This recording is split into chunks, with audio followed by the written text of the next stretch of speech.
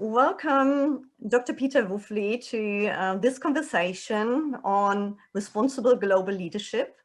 You have been widely published in the area of leadership ethics. You give talks about globalization and entrepreneurship and impact investing, and just recently published a book with Routledge called The Elea Way, so co-authored by Professor Vanina Farber. And in this book, you describe the learning journey towards sustainable impact. I established elea Foundation in 2006, and that really had three motivations. One is globalization is the mega trend of our generation, and we now probably know even better than then that this is a challenging process. It leaves winners, but it has many losers. It has people who have no access and no benefit from globalization.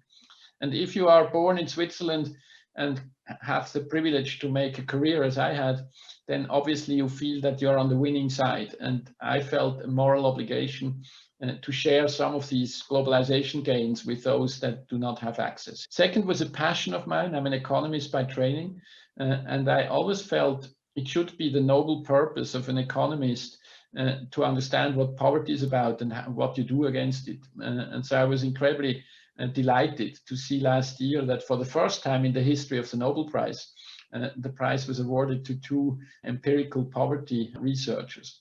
And the third had to do with life planning. I became chief executive at the tender age of 44 years old.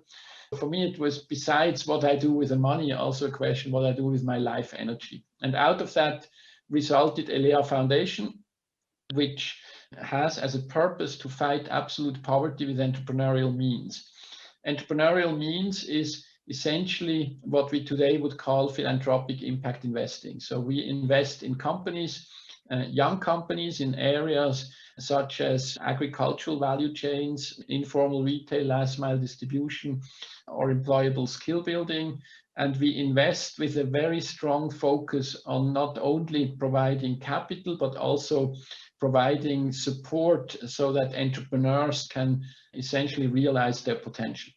And so that's why I wrote this book, which was essentially published 2 weeks ago, and which summarizes our learnings. And the main thesis of the book is that in this whole arena of a new, more inclusive capitalism, we have seen two major trends. We have seen a social entrepreneurship movement, which put social entrepreneurs on the pedestal, invited them to conferences, created networks among them, gave them a lot of visibility. And that was obviously important. Organizations like Ashoka, like the WEF, Leaders of Tomorrow, like the Skoll Forum, essentially gave them a face and understood what social entrepreneurship is about. And the other big trend was impact investing. Impact investing essentially emerged in 2007 when JP Morgan wrote a study that there is potentially a new asset class that is called impact investing, meaning investing into social impact where profit is one element but not the only one, and maybe not even the most dominant one. And by now, also impact investing has reached huge momentum. We have now roughly 500 billion of committed capital, and we have hundreds of funds. And the thesis of the book is these two trends, they are great, they are terrific, and they are very encouraging as potential ingredients towards reforming capitalism to become more inclusive. But what is now needed is to integrate these trends. Because what we see is there is often a disconnect. You see entrepreneurs who are not really enabled to make good use of capital, and you see impact investment funds that are not really in a position to really understand the entrepreneurial drivers and therefore to make good use of their capital.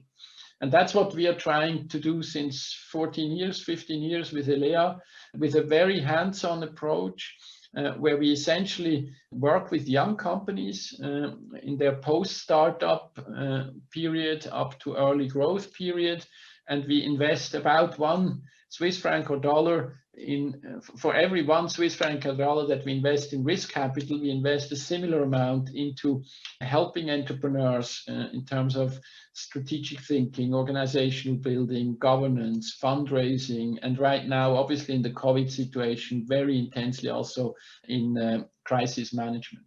And so that's maybe a model where people like myself can make a difference by bringing what they have learned as executives in leadership skills to the party and helping to essentially get the best out of combining entrepreneurship and capital.